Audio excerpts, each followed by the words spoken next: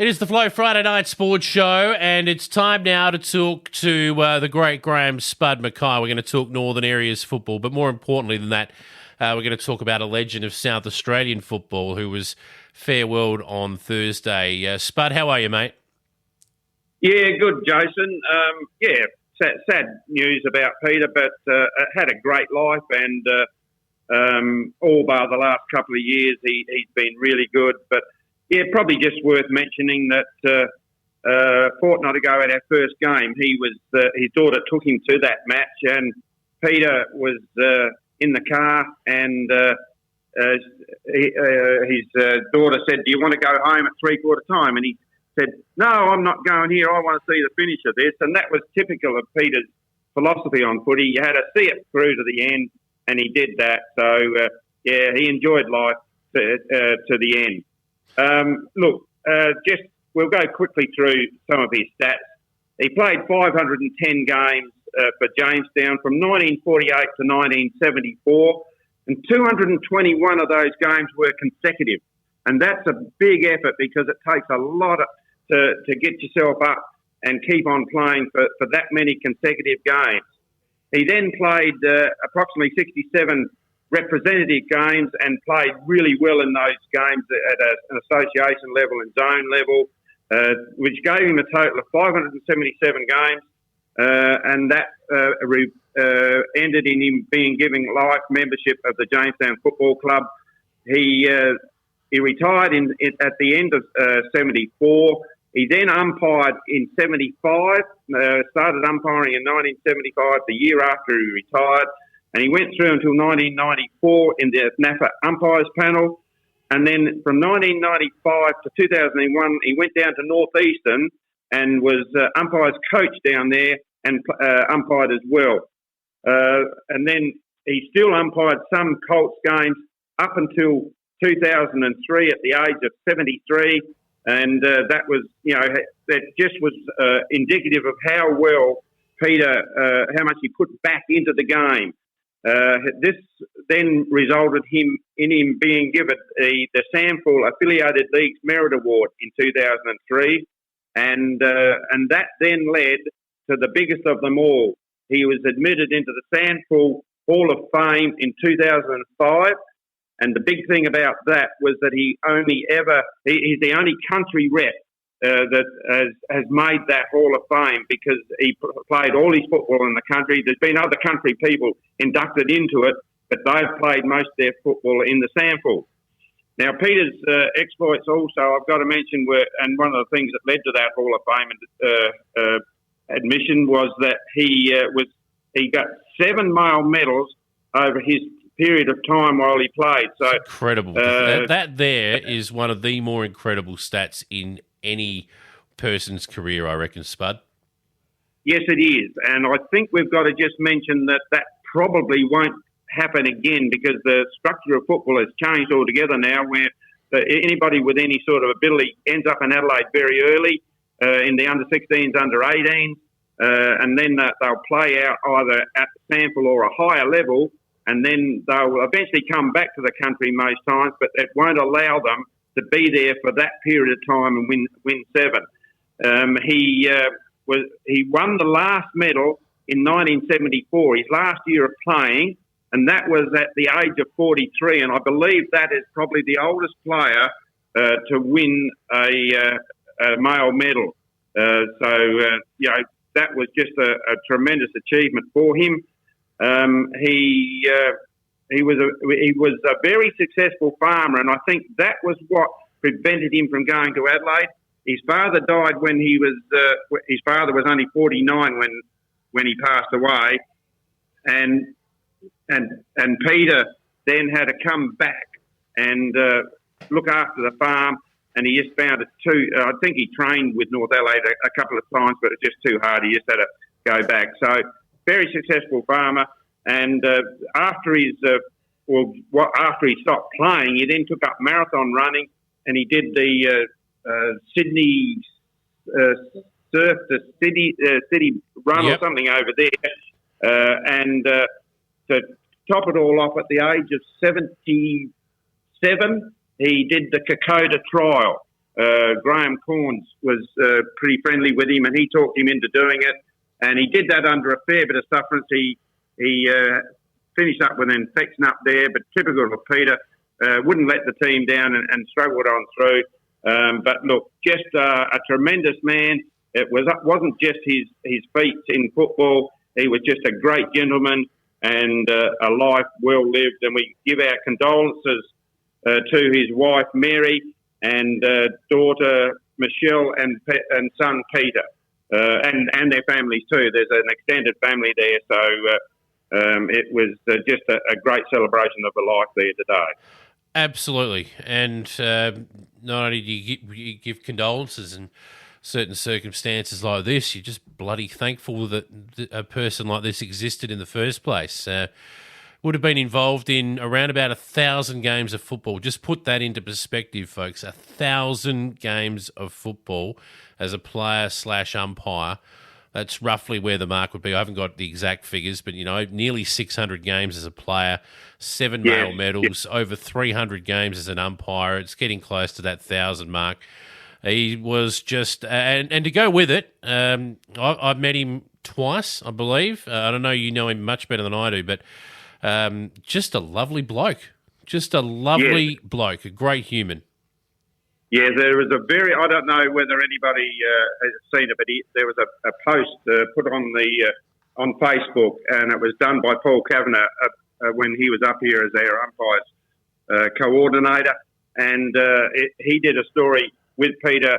He interviewed him, and he said then that he just loved umpiring because he just sort of he took it as it came. He wasn't perturbed at all. If somebody had to go at him, he'd just say, well, let's just go down with it. We won't sort of force the issue. So that was Peter's philosophy on life, and it was great that he was able to sort of put something back into the game because he didn't have to. But I think he probably thought, well, he'd receive a fair bit from it, but it was his friendships that he stressed that they were the things that he loved his sport for, was making friends, and so it was a life well served. Yep. And I'll tell you what, we'll move into the games from last week. His grandsons ran out for Jamestown Peterborough, and may have been looking down, I reckon, Peter, with a big smile on his face, because his Jamestown Peterborough boys won their second game of the season. He was physically there to see the first win of the season, the drought breaker. Well, they won again in a thriller against Orroroo. If you could write a script, it's probably how you would have written it. 9-3-57, Orroroo 8-7-55. Spud?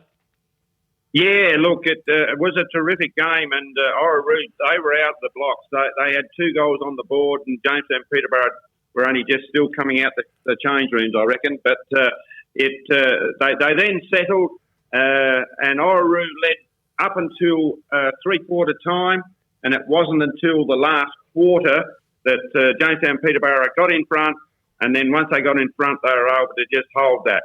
I'd better just say, though, Orroroo were depleted. They had quite a few out with COVID, but you only beat the team that goes out there on the day, but there were extenuating circumstances, and Orroroo did a fantastic job and looked like it might almost cause a boil over up until three-quarter time.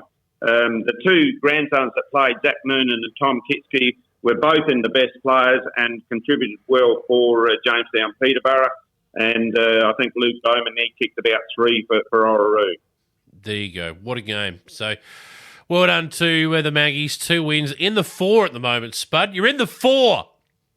Yeah, that's fantastic. They're able to get in the 4. And I think we'll probably just have to, be a bit aware that some of the results may turn around drastically in the second half of the season when players come back from COVID, because you can be missing players and then you'll get those players back. But I think we all know that if anybody that's had COVID, that it can sort of linger on in you a little bit while you'll be fit to go out and play. You may only last for half a game or something like that. And so we're going to get a few unusual results for a while. But in the second half of the season, let's hope it settles down and we then get a true indication of where we're at. Spot on. Geez, fun, mate. I was hoping to blow the lid off this tonight and really pump it up.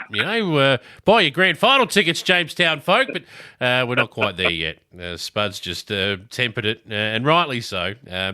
Well done to the Maggies anyway. That's a fantastic start to the year for them. So, and a great way to honour Peter as well. So, let's talk about a couple of other games. Broughton Mundura, they were too good for BMW. This was pretty well ABC, 15-15, 105. BMW 6-8-44. I think that's a pretty fair indication of the gap between the two clubs. Yeah, it probably is. I think Southern Flinders, Broughton Mundura are the one of the benchmarks here, and they are going along nicely, and they seem to have found a full forward that can sort of kick some goals for them again, so that they're in business. Yeah, going beautifully. And I'll tell you what, the other game, Southern Flinders taking on Crystal Brook. Now, I'm not sure Southern Flinders would have booted 22 goals in 6 weeks of football last year. They racked them up in 4 quarters this week against Crystal Brook, 22-16, 148. Crystal Brook, 4-3-27. That is a shellacking, and they are flying, the Tigers. They got 3 key forwards, and that makes it very difficult if you've got 3 key forwards that can kick goals for you. Joel Amberg-Pedersen, Shane Ballantyne, and Tom Crawford are all goal kickers, and they are the ones that did the damage last week. So that sort of means that Southern Flinders, with the coach, he sort of set them light with his rucking. Nick Pearce, good in ruck, and so therefore that's giving them first use of the ball, and they're getting into those forwards and they're converting, and that's what they needed last year and weren't able to produce. So they are now right up there as real contenders for this year's flag. 100%, Spud, spot on. Look, let's move on to this week's games, and we'll start with Southern Flinders again, who travel to Orroroo. Now, if Orroroo get a few back this week, they'll be far more competitive, of course, than would otherwise be the case. I think they were missing as many as 8 last week. Some of those will come back. Some of them may miss again, but it'll take them a little while to find their feet. You'd think Southern Flinders win this pretty comfortably. Yeah, I think they will. I probably should just mention too, there was one of the Orroroo Life members, Barry Ackland, passed away on Monday. His funeral is tomorrow, so that no doubt that will spur Orroroo on. But I don't think they're going to have enough of their talent back and out on the park in order to cause a boil over there. Normally, you pick Orroroo at Orroroo. Very, very unusual for me to go the other way, but I think Southern Flinders will win fairly easily. Not without a chance, though, Orroroo. Just a silly chance there. But, yes, the Tigers, you just couldn't tip against them at the moment. Tell you what, the next 2 games, beauties, both of them. One for a different reason than the other. BMW versus Crystal Brook. Neither of these 2 sides look anywhere near it at the moment. Well, one of them's got to win, surely. Yeah, well, about all I can say there is that it's played at Wilmington, BMW's home game. So maybe they sort of are able to get the points there and keep Crystal Brook at this stage winless. But I'm sure Crystal Brook will rebound at some stage. But just at the moment, they appear to be struggling a little bit. But I'd have to say BMW just because it's at Wilmington. All right. Well, match of the round time. Jamestown, Peterborough at home. Vic Park will be jumping. They'll be lining up for miles just to get in to watch this game against Broughton Mundura, who is second on the ladder at the moment. Spud, get on board, Jamestown folk. Jamestown, Peterborough crew, get there in your droves and support your Maggies. Yeah, look, the thing I like about Jamestown, Peterborough, though, is in both the games they've won, they've started slowly and they didn't give up. They got back. And that to me is the starting of a really good side. I think we all know that, there's probably still a little bit required to get right up there. Let's hope that they don't give this Broughton Mundura side an easy start like that they're able to get away and put a bit of pressure on. And I'm sure Jamestown Peterborough's fitness will see them through, because they've shown that they have got the fitness to kick on in the last quarters in both their winning games. If they can do that, they'll give a good account of themselves, and what a win it would be if they could get Broughton Mundura in this first game at Jamestown. Well, mate, looking forward to seeing the scoreline of that one. We're going to find out just how good Jamestown Peterborough are right now. That's one thing Broughton Mundura will bring. They'll bring a litmus test for the Maggies. So it's like an early exam, I guess. You don't have to get it right at the moment, but take the exam, see where you sit, and then hopefully improve enough by exam time to get the pass mark you need. Oh, look, it's all about getting confidence in one another, and we know that, that if you, when you've been on such a losing streak, and I noticed that in their first game, it was almost, they didn't have the belief that they could win, but suddenly you get a couple of wins on the board, and now they believe, well, hey, we can match this with anybody. So let's hope that it's a good game, and that it doesn't really matter a lot for either side at this stage. But it would be great for Jamestown Peterborough to be able to get another win and have a big scout this time. That is a massive point you just made there, because there's a big difference for 20-odd blokes turning up to a game hoping they can win compared to 20 blokes turning up thinking they can win. And maybe 3 weeks into the season, maybe that's just going to be the difference for Jamestown Peterborough. Maybe now they can turn up and think that they can win and actually mean it. So I guess we'll see, won't we? Yeah, we'll know this time next week, mate. Yep, as long as I hope they don't hope it rains on Saturday, but we hope there's some rain coming. Yes, yeah. Well, we didn't get the crop report. Obviously, we wanted to talk about Peter off the top, but I imagine it's a bit dusty around Jamestown at the moment, mate.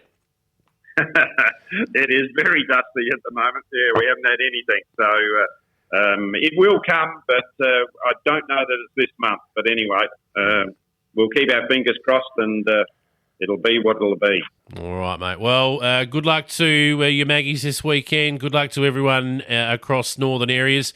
Let's hope we get some of that rain for you guys soon. And Spud, we'll catch up with you again soon here on the Flow Friday Night Sports Show. Thanks, guys. Catch you next week.